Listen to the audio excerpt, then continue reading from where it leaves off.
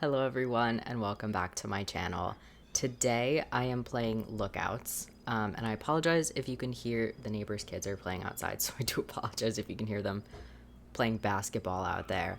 But today I am playing Lookouts. It is a cute little visual novel about transmasc, outlaw, cowboys. It's super cute. I actually just started playing the demo and I was so into it that I just had to play the full game. So here we are.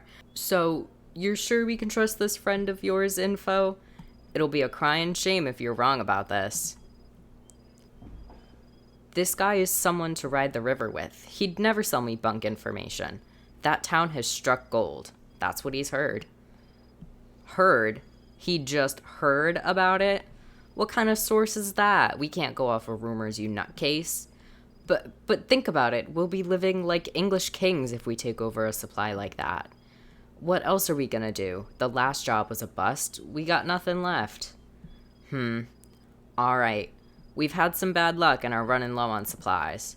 We'll take that town by hook or by crook, and if they don't have that gold, we can take them for what they do have and skedaddle. The lookout will go early in the morning and see what we're up against, but I reckon we can bulldoze this burg and have some fun either way. Make sure to bring us back some juicy details, won't you, tomboy? He firmly slaps you on the back. Laughter fills the camp around the roaring fire. Sounds like you'll be riding at sunup to check the town out. You feel it's best to get some sleep. The art style in this game is so cute too, I really love it. The desert is an orange haze. Scorched sands whip up around your horse's legs, the sun hot against your back as you ride towards the town. There's not much to be done while riding. The desert is lonely, harsh, bare. Only thing to do is think. You don't like being alone with your thoughts so often, for so long. But you always are alone as the lookout, alone being the odd stick of the gang. No one talks to you unless they need something. You daydream as you ride, like usual. Flights of fancy, of settling down somewhere. You're tied to Curly Wolf and his gang, though. Is it so much to ask to be able to live in peace, to not have to fight for survival, always on the run? Maybe that's what your life will always be like, gang or not. A hunted outcast. They could have sent you off with some playing cards at the very least.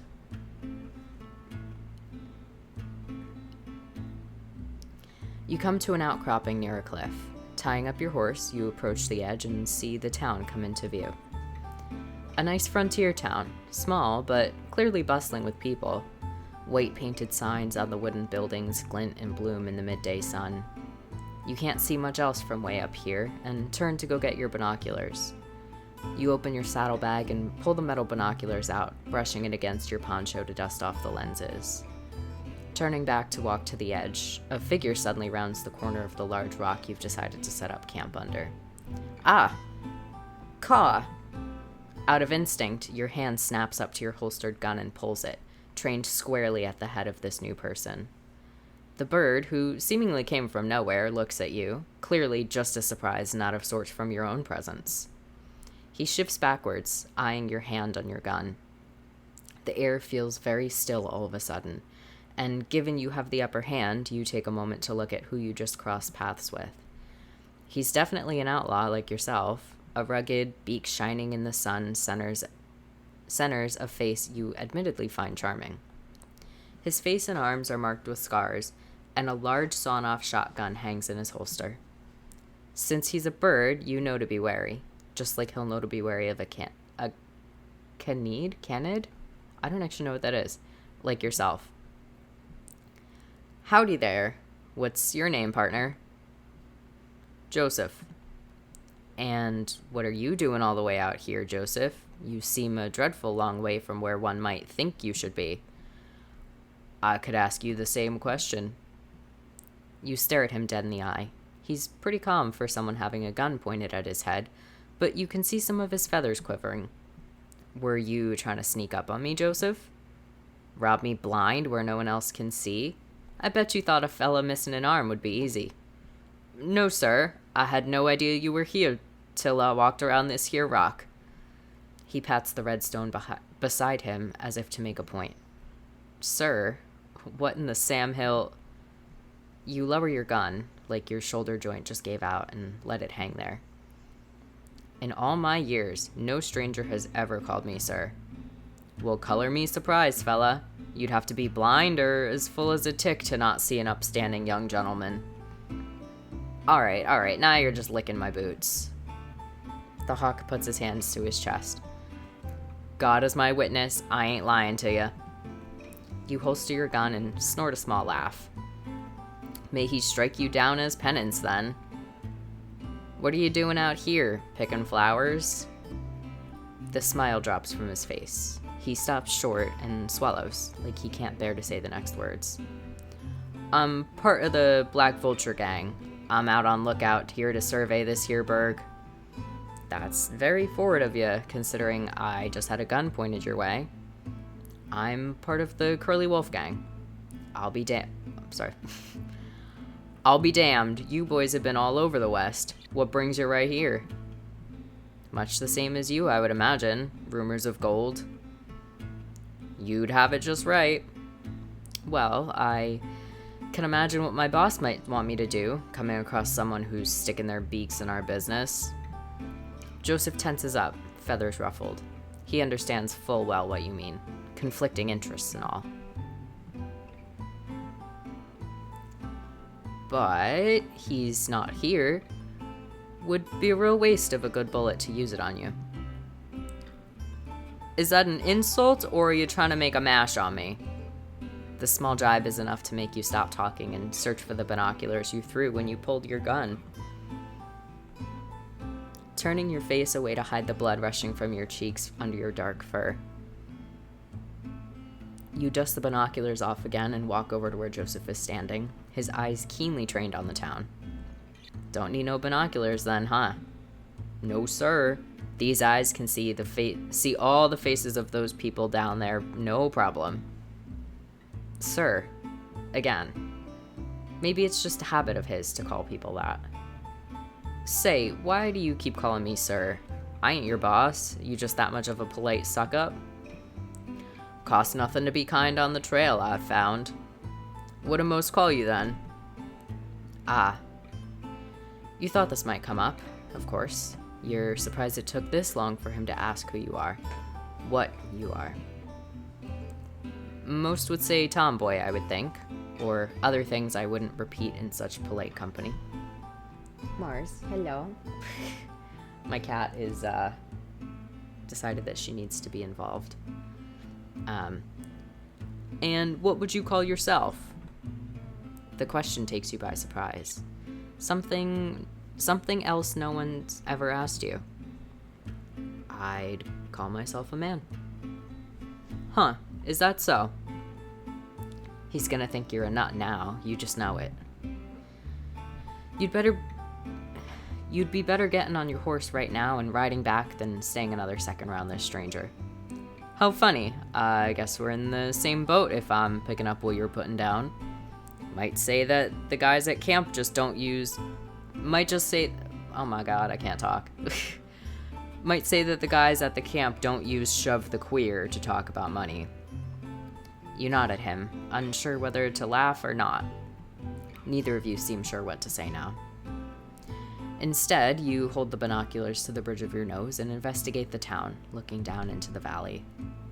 After a spell of looking at nothing in particular in silence, you take the binoculars away from your face again, readjusting to the late morning light. You glance at Joseph's keenly trained eyes, then back at the town. You can't help but stare at the clump of a couple dozen or so buildings. You couldn't help but think about the real people's lives going on down there, every day. Deaths and celebrations, harvests, prayers. How you were gonna hurt them. How you were both gonna hurt them. I don't get it. Joseph's voice snaps you out of your bearing. Why would Black Vulture want to come here? There's nothing here. No mines in use, no bank, and they sure as hell ain't rich by the look of things. Maybe they struck a new vein. This is a miner's town after all. But you're right, something strange going on. Well, two sets of eyes are better than one, right? You want to work together? You watch my back, I'll watch yours. Deal? A huge feathered hand shoots out at you in expectation. You look at his face, and you both lock eyes for a moment. You're not sure what, but there's something in his eyes that makes you feel seen. Being looked at rather than through. Oh, it's so cute. Oh, teamwork. You gently grab his hand, and a second winged hand clasps on and gives your whole arm a big shake. Whoa, careful there. I don't need to lose another.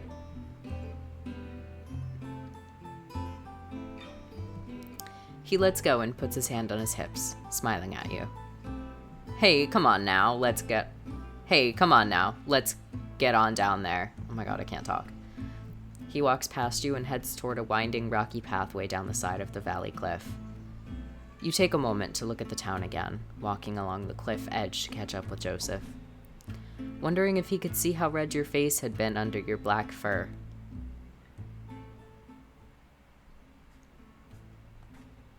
Clambering down the cliff face, the shade of the valley is a welcome change after your long ride in the sun. The climb down is quiet, only a few grunts and gripes, a couple of voices of concern from Joseph you quickly waved off. You both approach a wooden sign you spotted a little ways off, swaying in the desert wind. It looked relatively new, a board hanging on two chains, a word carved in the wood. Can you read it? It was only a single word, but you couldn't piece together quite how to say it. No. Ah, well, I'm sure someone will tell us. You notice some familiar smells drift on the wind as a gust blows through the town past you. Tobacco smoke, whiskey, stewing meat from somewhere. It reminded you of the camp.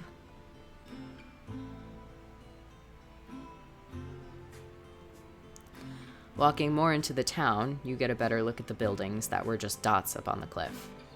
There was a saloon at least, seemingly one of the older buildings in the town, as well as what you guessed was a sheriff's building, although the sign outside looked to be busted up. Everything else you could see from here seemed to be the houses and whatnot. Leftovers clearly made by miners, not built to be sturdy or last long, but had been fixed up to be livable for folks. Clearly the people here like this place, and if they get a whiff of why you're both here... Alright, partner, I say if we get given any evil eyes, we hightail it out of here. Ain't worth getting shot in a place like this. Sure thing. We got each other's backs, remember? You nod at him. We'd best be getting to talk to people. Daylight's burning.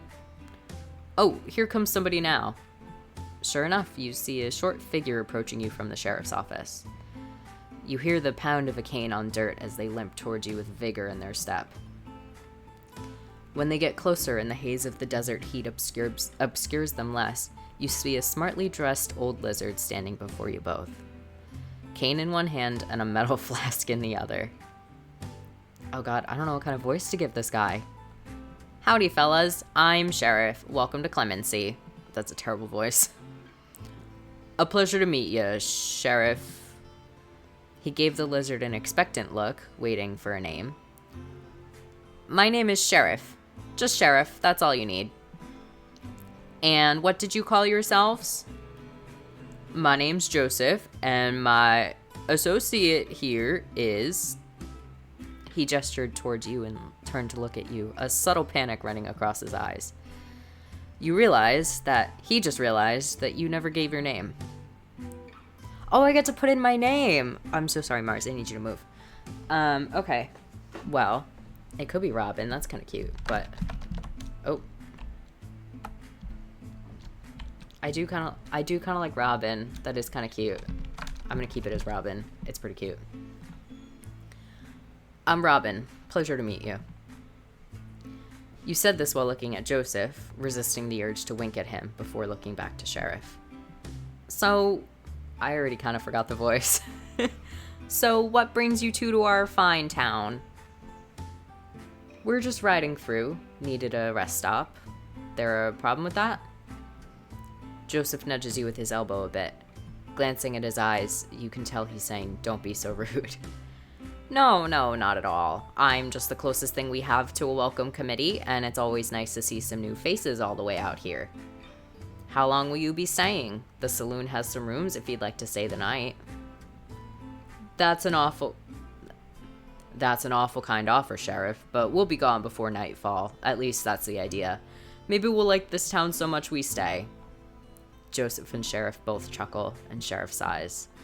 Well, you boys let me know if you need anything else. I'll be at home most likely. Will do. Yup. With a tip of the hat, Sheriff turned and started walking back to the building at the end of the road. Sorry, I keep putting my mouse in the middle of the screen. With the lizard out of earshot, Joseph turns to you. So, partner, what's our plan? You look around the town for a moment, surveying the handful of people walking about, talking to each other around their houses, taking in the warm wind blowing past you with a deep breath. We get talking to folks. And what? They just run their mouth about all the gold they've found? No, but I reckon a town this size, if they've struck something, there'll be a buzz about. We ask them about themselves, about the town. Someone will spill sooner or later. All right then. Well, I got a pretty good peep at the place on the way down. We got a saloon just here. We got some sort of town hall over on the far side. And we got sheriff's station at the end of the road by the looks. Where to? Ooh, okay, where do we go? I think we should go to the saloon first. Let's check out the saloon. I reckon if anyone knows anything about these rumors, it'll be in there. Alrighty then. Walking through the doors of the saloon, you're hit with the very familiar smell of tobacco and alcohol hanging in the air. A couple patrons drink and talk quietly in the corner, not taking any notice of you two. You see a dozen or so tables, and looking up, there's a second floor with the rooms Sheriff mentioned. Oh god, I'm so bad at voices. Howdy there. I don't know. Your attention is grabbed by an excitable and friendly voice coming from a short bird standing behind the bar, who was now grabbing a couple glasses. Bartholomew. Oh my god, what kind of voice should Bartholomew have? I feel like Bartholomew should have the voice that I gave the sheriff. Oh god, I don't know. I'm gonna give him like the same voice as the sheriff, honestly. I'm so bad with the voices. I did not think this through. My name's Bartholomew. What can I get you fellas? He started wiping the glasses expectantly, glancing between you both as you walked the few steps from the door to stand at the bar. I'll get a beer. Alright. And you? I'll, have what he's having. Yup, coming right up. He set the mugs down and disappeared through a door behind the bar into a back room. I don't have any money on me, Joseph. Don't worry about it. It's on me.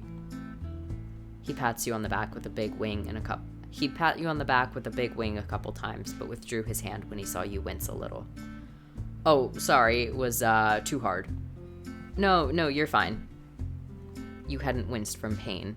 You just weren't used to someone touching you, like that at least. Friendly-like. Bartholomew reappeared with 2 glass bottles, tipping them into the mugs with satisfying glugs before taking a couple coins from Joseph. Thank you kindly. You both take a sip. Joseph seems to enjoy it, but you find it a bit more bitter. You try not to pull a face. I hate beer.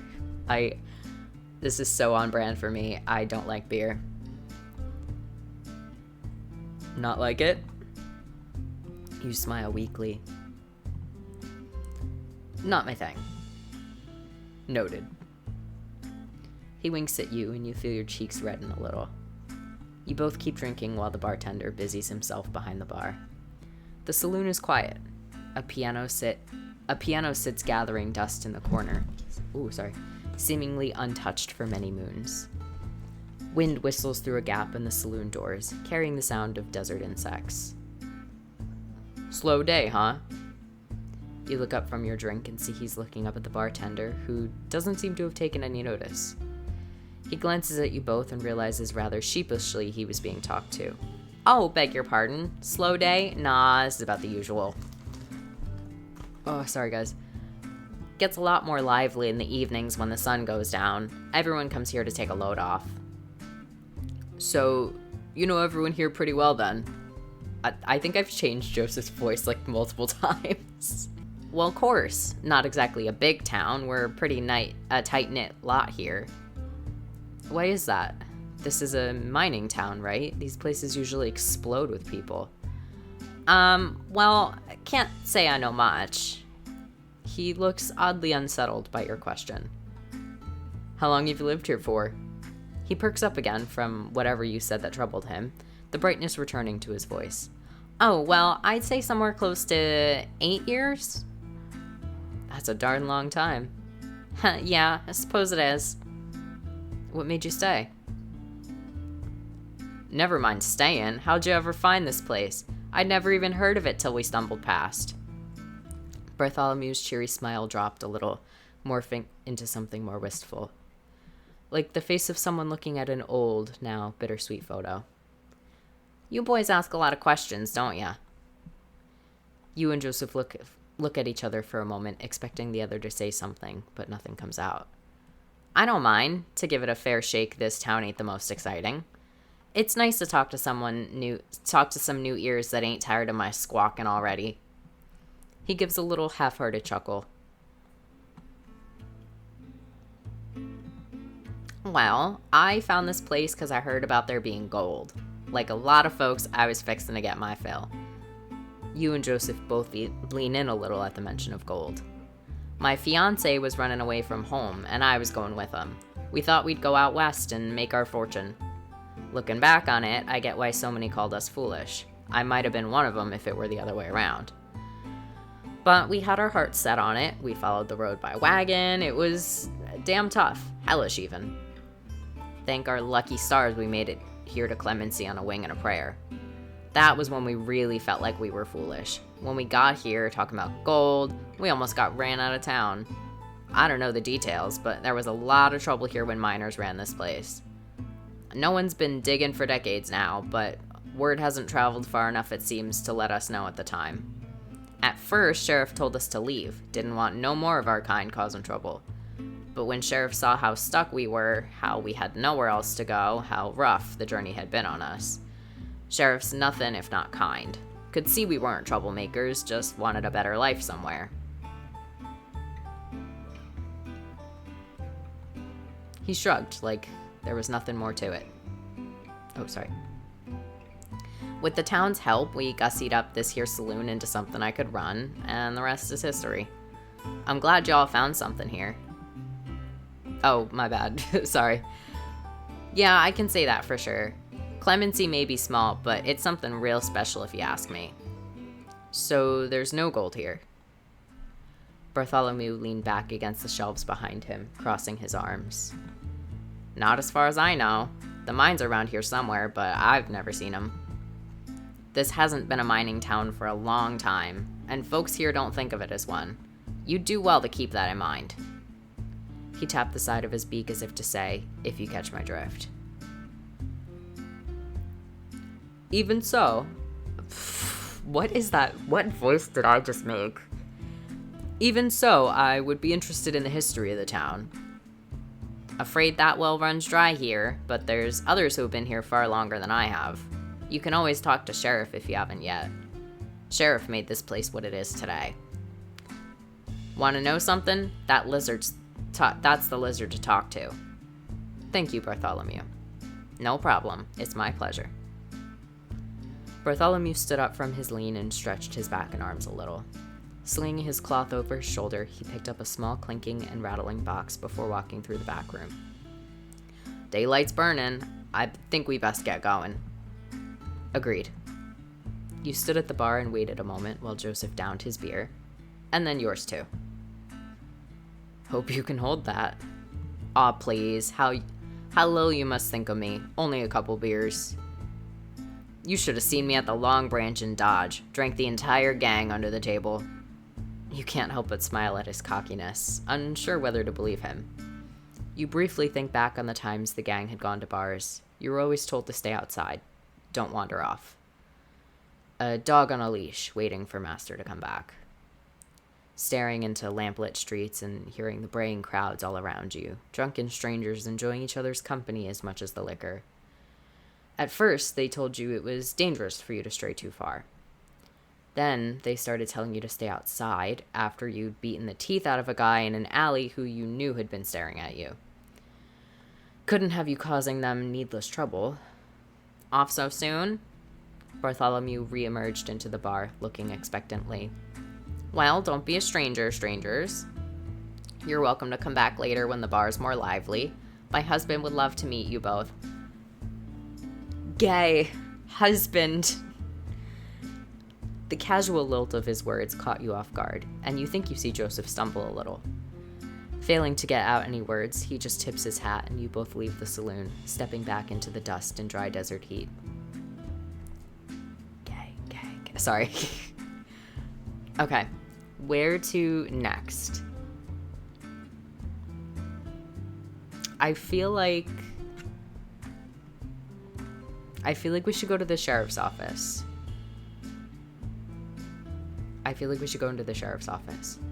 Okay, we're gonna go into the sheriff's office next, but that will be next video, I think. I'm gonna leave this one here for now. This is so cute. I love this so much, and I am so excited to keep playing it. I hope that you guys like it too. I hope you're as interested in this as I am. But if you like it, let me know. And if you have other games or other things that you want to see me play, also let me know. I'm always open to suggestions. And thank you guys so much for watching, and I'll see you guys next time. Bye!